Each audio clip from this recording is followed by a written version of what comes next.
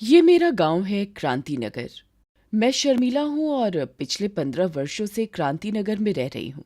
शादी के बाद मैं इस गांव में आई और अब मैं अपने पति और 2 बच्चों के साथ वार्ड नंबर 3 में रहती हूँ। 3 तरफ खेतों से घिरा हमारा गांव बहुत सुंदर है। इस गांव में रहने वाले अधिकांश लोग अपने खेतों में काम करते हैं।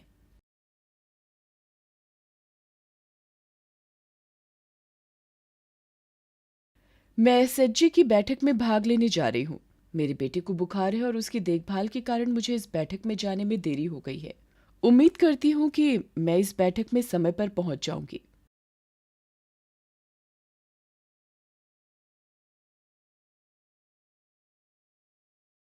रूमी, मैं कल से स्कूल नहीं जा पाऊंगी क्योंकि मेरी माहवारी शुरू हो गई है।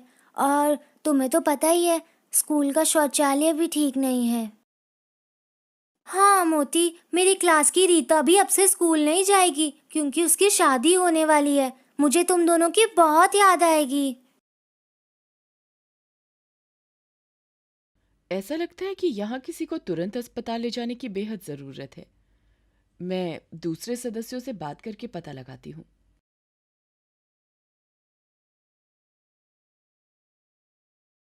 राम प्रसाद को जो तकलीफ हुई वैसी किसी को नहीं होनी चाहिए। वह बहुत ही बीमार था, पर महीनों से कोई डॉक्टर नहीं था और उसका इलाज नहीं हो पाया।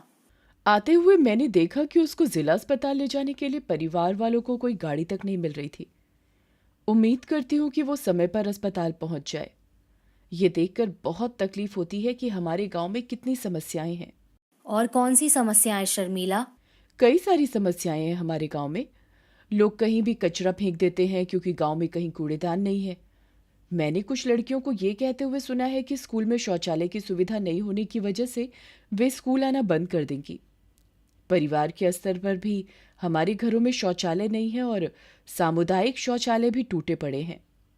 हाँ, ये सही है। हमारे प्राथमिक स्वास्थ्य केंद्र में कोई अच्छा डॉक्टर या नर्स नहीं है। यहाँ तक कि मरीजों के लिए बिस्तर और दवाएं भी पर्याप्त नहीं है। हमारे मंदिरों और मस्जिदों में पानी की सुविधा नहीं है और इनके आसपास काफी गंदगी है। ये सब हम हर दिन देखते हैं, पर इन मुद्दों को लेकर हम कुछ नहीं करते। लेकिन रोशनी दीदी, इन मुद्दों को सुलझाने के लिए क्या किया जा सकता है? हमारे पंचायत में 2 अक्टूबर को ग्राम सभा होने वाली है। हमने जिन मुद्दों की पहचान की है, उसकी सूची बना सकते हैं और ग्राम सभा में हम दूसरे लोगों के साथ इस पर बातचीत कर सकते हैं। अगर हम मिलकर यह निर्णय लेते हैं और योजना बनाते हैं, तो ये मुद्दे सुलझाए जा सकते हैं। आगे बढ़ने से पहले आओ हम नीचे दिए बिंदुओं पर बातचीत कर लें।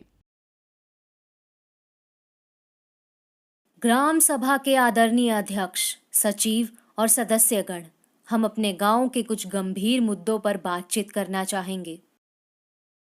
रजनी और शर्मिला ने इसके बाद उस सूची को पढ़कर सुनाया और बताया कि क्यों इनमें से प्रत्येक मुद्दे पर सबको ध्यान देने की जरूरत है। ग्राम सभा में मौजूद सभी लोग इससे सहमत दिखे। आपने जिन बातों का जिक्र किया है वे बिल्कुल सही हैं। समूह से जुड़ी महिलाएं हमारे साथ बैठकर समुदाय की जरूरतों के आधार पर एक मांग योजना बना सकती हैं। हाँ, आप उन लोगों की सूची तैयार कर सकती हैं जिनके पास शौचालय नहीं है और जिनको आजीविका के अवसरों की तलाश है। आप नई सड़कों और उपकेंद्रों और स्कूलों की मरम्मत की मांग भी इसमें शामिल कर सकती हैं। लेकिन बाल विवाह और स्कूल ड्रॉप आउट के मुद्दों का क्या करें?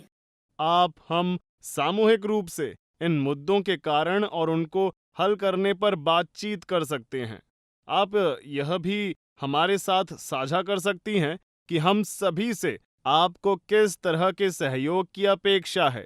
इसके लिए एक मांग योजना बनाएं और फिर हम अपनी अगली ग्राम सभा में इस पर चर्चा कर सकते हैं।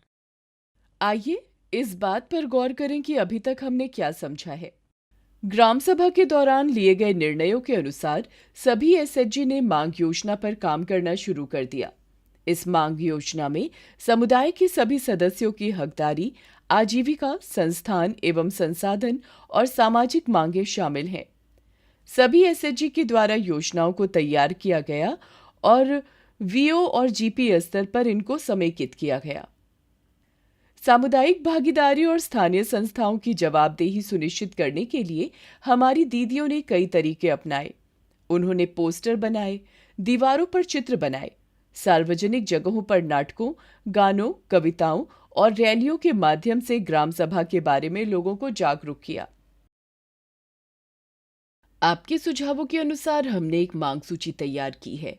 इसमें सभी एसएचजी को शामिल किया गया है ताकि गांव की विभिन्न समस्याओं का हल हो सके। हमने चार्ट पेपर पर इन मांगों की सूची बनाई है, जिसे हम आप सभी लोगों के सामने प्रस्तुत करने जा रहे हैं। ये विभिन्न सरकारी योजनाओं की सूची है जिसका लाभ उठाकर हमारे गांव में मौलिक हकदारी सुनिश्चित की जा सकती है। हमने मनरेगा जॉब कार्ड्स, एसबीएम व्यक्तिगत शौचालय, पीएमएसबीवाई, पीएमजेजेबीवाई, पीएमएवाई के बारे में आंकड़े इकट्ठे किए हैं। ये संख्या उन मांगों की है जो हमें हर योजना से प्राप्त हुई हैं। ये आजीविका मांगों की संख्या है जो हमें लोगों से मिली है। इसी तरह सार्वजनिक वस्तुएं, सेवाएं और संसाधनों के लिए ये हमारी मांगें हैं। ग्राम सभा के हमारे सदस्यों ने बाल विवाह और स्कूल ड्रॉप आउट की समस्याओं के समाधान के लिए कुछ गतिविधियां चलाने का सुझाव दिया है। हम आईसीडीएस के साथ मिलकर जागरूकता अभियान चला सकते हैं और बाल विवाह की समस्या से निपटने के लिए सरकारी योजनाओं के माध्यम से लड़कियों की शिक्षा को बढ़ावा दे सकते हैं। हम स्कूलों में सैनिटरी पैड, वेंडिंग मशीन भी लगा सकते हैं और आईसीडीएस और स्कूलों के साथ मिलकर माहवारी के दौरान स्वच्छता पर जागरूकता क्लास आयोजित कर सकते हैं। मांग योजना को जमा कर दिए जाने के बाद हम इस पर काम करेंगे। आपको भी इन पर जितना जल्दी संभव हो काम शुरू कर देना चाहिए।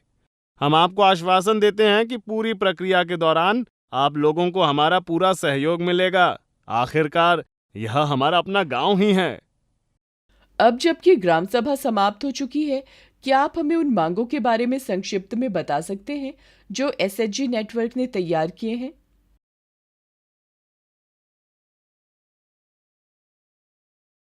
हमारी ग्राम सभा के आयोजन के 6 माह पूरे हो चुके हैं। आज हमारे क्रांतिनगर गांव में 20 परिवारों को एमजीएनईजीएस का प्रयोग करते हुए शौचालय के निर्माण की अनुमति मिली है। एक स्वास्थ्य उपकेंद्र तक जाने के लिए सड़क, एक पुलिया और नाली का निर्माण कार्य भी चल रहा है। एसएचजी नेटवर्क के सदस्यों को खेती के उपकरणों और बीज की खरीद के लिए सब्सिडी भी मिली है।